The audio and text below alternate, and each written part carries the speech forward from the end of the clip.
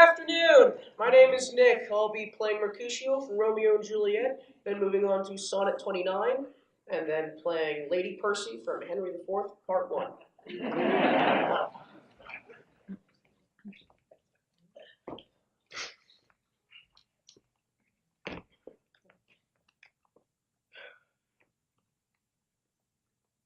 Oh! Then I see Queen Mab hath been with you. She is the fairy's midwife, and comes in shape no bigger than an agate stone on the forefinger of an alderman, drawn by a team of little atomies over men's noses as they lie asleep.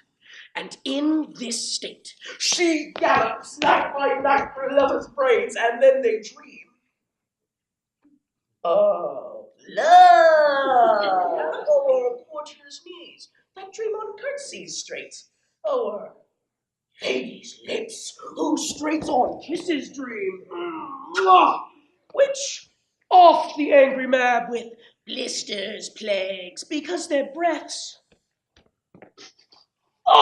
with sweet meats tainted are. Sometimes comes she with a tithe pig's tail, tickling a parson's nose as he lies asleep.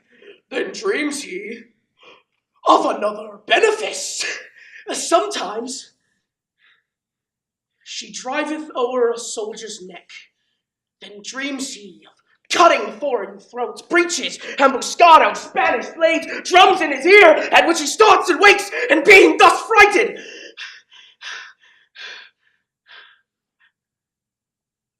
swears a prayer or two.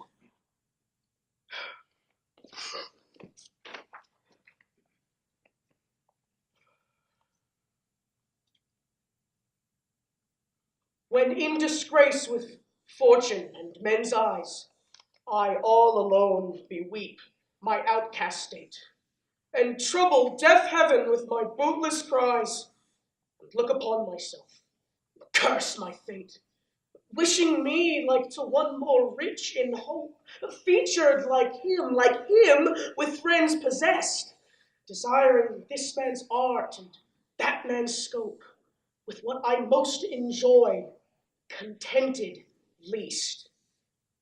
Yet in these thoughts myself almost despising, haply I think of thee, and then my state, like to the lark at break of day, arising from sullen earth, sings hymns at heaven's gate. For thy sweet love remembered such wealth brings, that then I scorn to change my state with kings.